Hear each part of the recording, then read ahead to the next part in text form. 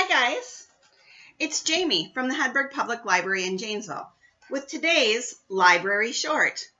Today's Library Short is all about words. You know what? I love words. I love books and I love reading. And when I found this book, The Keeper of Wild Words, I could not wait to read it.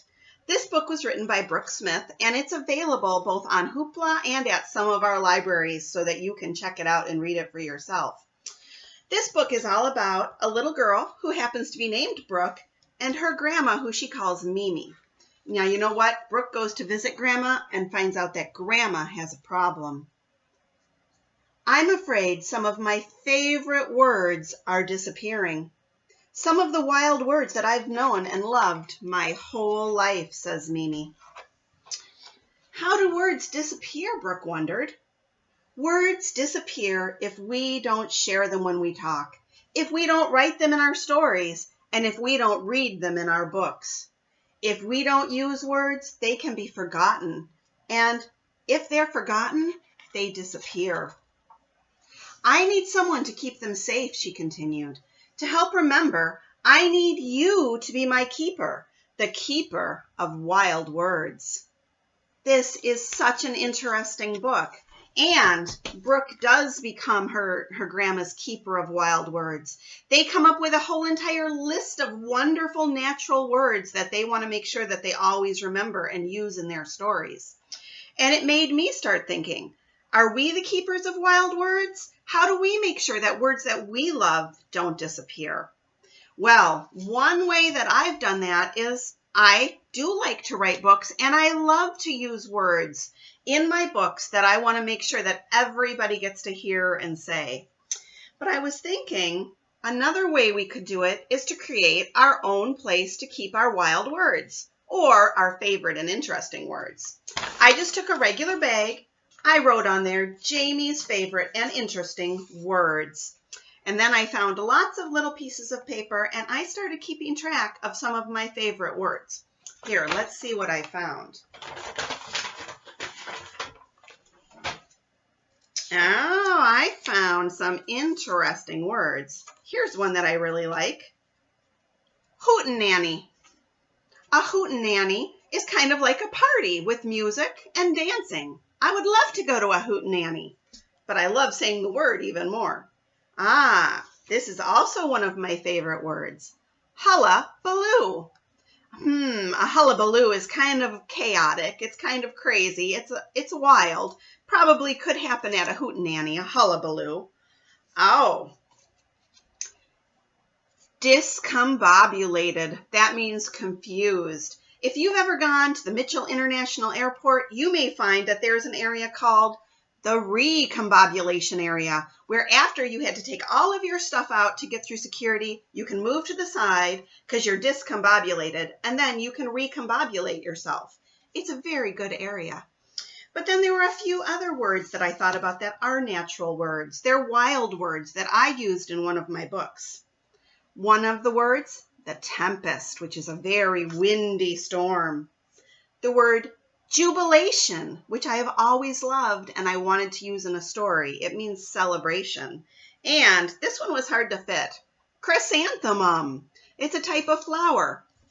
I used all three of those words and a lot of other words that I love in my book, A Fall Ball for All. This book is also available on Hoopla, and it's also available to check out at the library if you want to. Here, let me find the page where I used a couple of the words that I just mentioned. Listen and see if you can hear them. Gusts and gales and tempest forces set a fete with 7 courses. Cranberries, chestnuts, corn, and plums, sunflowers, daisies, chrysanthemums. I worked very hard to make sure I could use some of my favorite words on that page. And then back at the end of the story, I also used another word that I put in my bag of favorite words. Turkey strutted with oat, elk, and quail. Beaver kept time with his tail. A swirling night of celebration. A windy, joyful jubilation.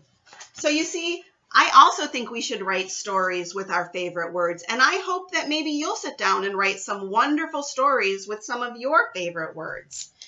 If you'd like, you can keep track in a notebook like I do, or why not find a bag, put your name on it, and start collecting some of your favorite wild words so we don't forget the words that you love. But Jamie, you wonder, what if I don't know what words I love? I have an answer for that. If you go to your library and ask your librarian, she will help you find a children's thesaurus or an adult thesaurus if you want. We have lots of different thesauruses. A thesaurus is like a dictionary, except for instead of just listing the definition of a word and the part of language, a thesaurus will give you some synonyms, some words that are similar and mean the same thing as a word. I looked up the word celebration, and it's giving me some other words that are similar.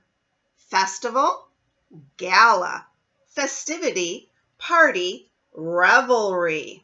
Those are all great words for celebration that I might decide to put in my collection of wild words. So, if you're interested in a thesaurus, go ahead and go down to your library or call down, and your librarian will set a thesaurus aside for you that you can check out and take home and come up with some of your own fantastic wild words.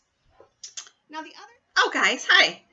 I forgot I was still doing my library short. I started playing with some words. I found a website. It's www.sitewordsgame.com, and it is filled with fun games that you can play with words. And because we're talking about how much we love words, you know what? Maybe you'd like to play along. The answer to the questions or the puzzles are going to be familiar phrases or maybe a saying or even a cliche, which is something we say all the time. Why don't you try a few with me? Here's the first one. What do you see?